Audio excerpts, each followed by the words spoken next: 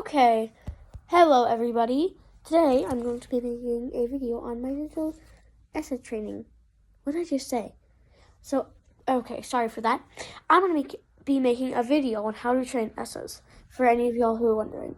This is my main ESSA, Cookie. He's a, what is it? Hold on, give me a second. A French Bulldog, and we will be training him today. Alright, so while I'm undoing his leash, because I like to tie it up when I'm not using it, and hook it onto his harness, we're going to be yapping a little bit. So, for any of you guys who are generally curious, ESSA stands for Emotional Support Stuffed Animal. And yes, they do help us a lot. I thought, just get an actual dog. It's maybe we're allergic to dogs, which I actually do have two dogs. They're both French Bulldogs. One of them is actually a failed ESSA, which is just emotional support animal. Yes, I say failed, or maybe he isn't failed. I think he's supposed to be one for my brother, but yeah. So, today we're going to be training Cookie here. And I'm going to show you some basic things that you need to train them with. Okay.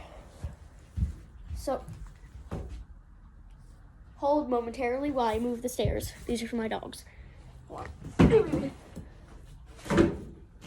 You saw nothing. Hold on. Okay, so now you can actually see what I'm doing. Oh, wait. Give me a second.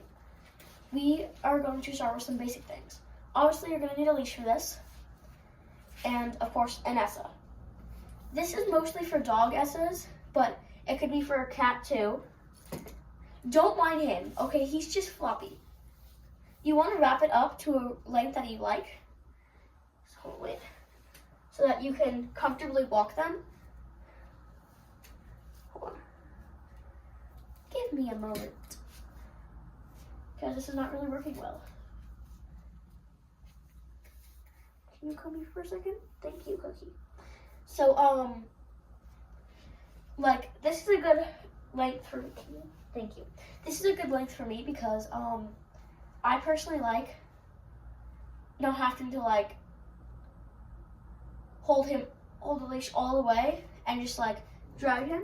So for walking, what you want to do is bounce them up lightly, not sorry Cookie, I had to demonstrate, but something gentle, you know. Hold on, let me fix this. His harness is freaking out. Hold on, let's try this again. Okay. So like I was saying, you want to have your ESSA at a comfortable length by your feet. So first I'm going to be teaching you how to walk your ESSA. What you want to do is, like I was saying, bounce them up and down.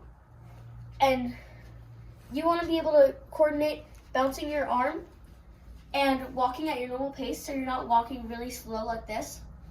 But more of, like this, so you're walking at your normal pace. And Cookie here has pretty much mastered that.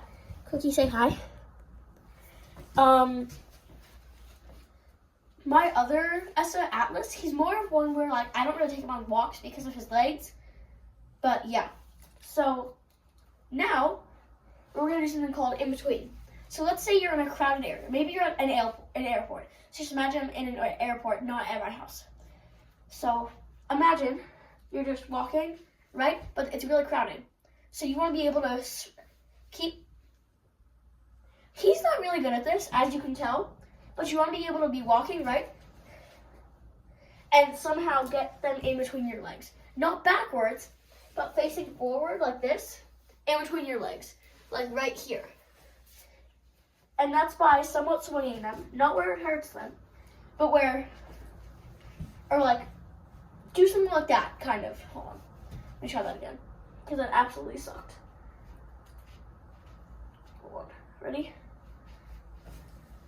You can also just kind of do that, but also that low-key kind of sucks. So we're going to work on that later because Cookie over here does not want to do that right now. So I'm going to show you how he jumps. You want to get them slightly bouncing, right? Then, boing.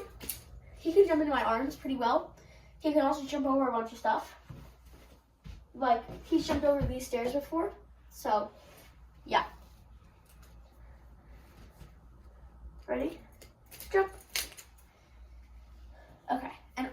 another thing, hold on. I'm like dying here. I have an itch.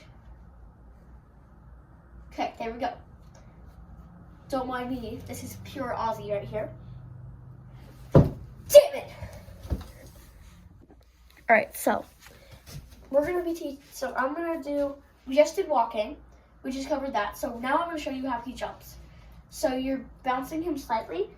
You're bouncing your ESSA slightly as if you're about to start walking, but then you pull up, or not really pull up, they kind of jump with you. Hold on, don't mind me.